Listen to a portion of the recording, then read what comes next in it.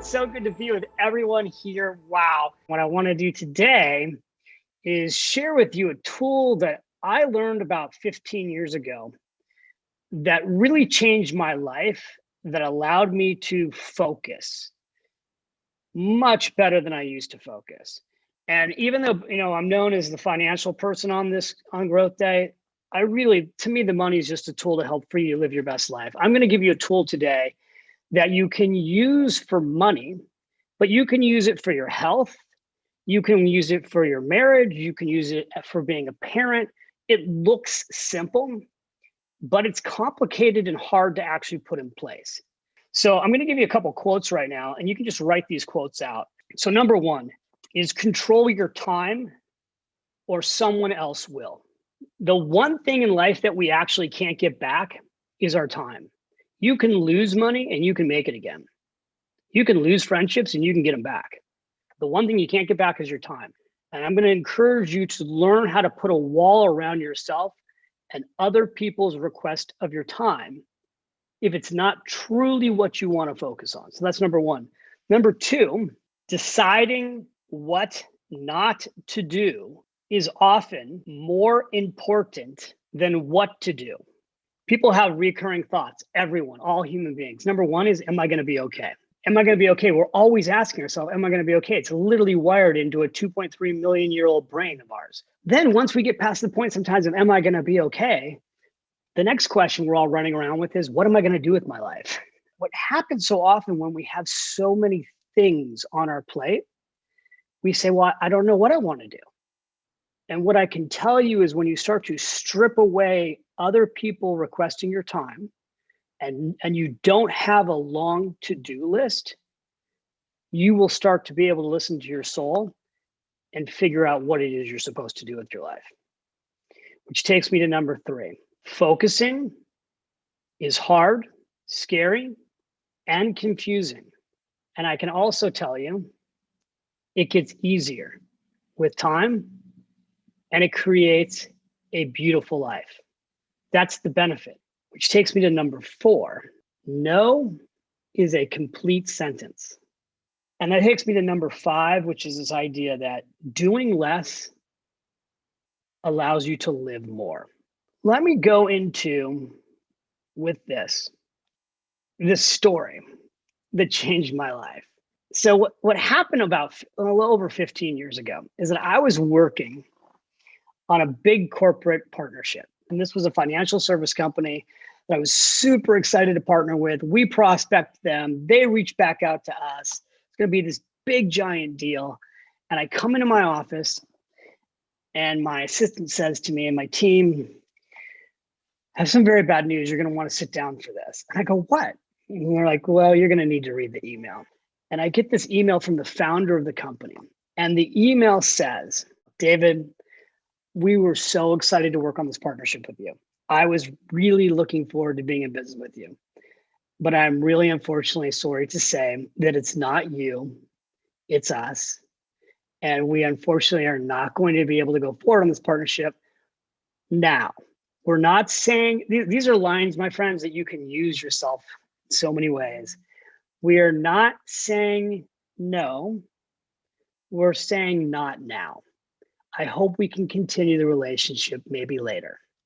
So fast forward about a year and a half, 2 years later, and I see that his business has been sold.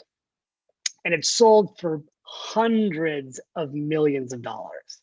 And so I send him an email and I'm like, wow, congratulations. Like, you did it. And I'm so happy for you. And he immediately replies to me and he says, oh my gosh, David, it's so good to hear back from you. I'm so sorry we didn't go into business together. One of the reasons we didn't go business together is I was working on this whole thing to just pull off what we just did. And, he's like, but I'm coming through New York and I'd love to take you out for that cup of coffee. And he takes me to coffee and we have a beautiful breakfast together at a restaurant called Bubby's. And we go back to my office in Tribeca. And in my office, I had two giant whiteboards. On the left whiteboard was the year's goals. So that the whole company could come into my office and we'd have meetings and we'd look at this whiteboard. Here's what we're focused on for the year. And that whiteboard was completely filled. Then I had a second whiteboard. of all the to-dos that we were working on. And that whiteboard was completely filled. So back to the story, calling him M, he comes into my office and he says, you asked me a question. What did you do differently that your competitors didn't do? And he said, we focused. He goes, want me to show you how he did it? Yeah, I would love to. He goes, okay. He turns around in the office and he goes, can I erase your whiteboards? And the erasers are sitting on the bottom of the whiteboard. And I go, yeah, sure. Well, first I go, yeah, okay, right? Someone's just made over $100 million. Yeah, you can erase my whiteboards. So we get the whiteboards totally clean. And he says, okay, and this is what he told me. He goes, I can't believe this, but this is the truth. He goes, I had an office like yours. I had a whole wall. The whole wall was our whiteboard. And we had all these goals on our whiteboard. And he said, one day there was a realization at the company that if we were going to survive, we had to focus because we were just scattered. And the board was putting heat on us to focus. And so we had a week-long retreat. And we made a decision that we would focus in on one thing. And we would take our whiteboard, completely erase it, and put one thing on that whiteboard that we would focus on. He's like, what we literally did was put one thing on the left-hand side. We drew a line down the wall. We called that our yes now. It actually was like our number one to do. He called it the number one to do. He's like, and then we had a not to do list, which I now call the not now list.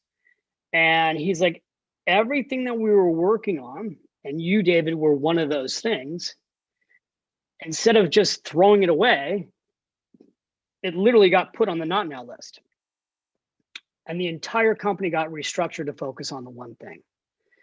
And I'm like, well, how did that go over? And he's like, it was super hard because people are used to working on so many things and everything had to be revamped around one thing.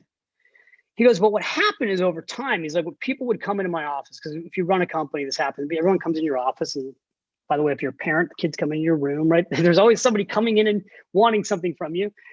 And he's like, when people would come in, if they were asking me to do something, work on something, want my feedback on something, I would ask the question immediately, is this related to our one thing that we're focused on? Because if it's not, then you can't even bring it to me. You can go put it over on the not now list, and the not now list had stickies, right? So like you can take it and put it on the not now. This was his thing. He'd make a sticky and you can sign it, and we might look at it later, but we're not looking at it now. Remember, we made this commitment for the next year that we're focused on this one thing. And ultimately, because he focused on this one thing and that one thing worked, and basically they tripled down and quadrupled down on what was working best, that's what allowed him to sell the company for hundreds and hundreds of millions of dollars. This can be your day for personal growth. This can be that day you committed to and you remember and you go, that was the day I got myself a community. I got better coaches. I committed to making my life the absolute best that I could. This is that day. Make today your growth day. Click the button on this page and sign up right now.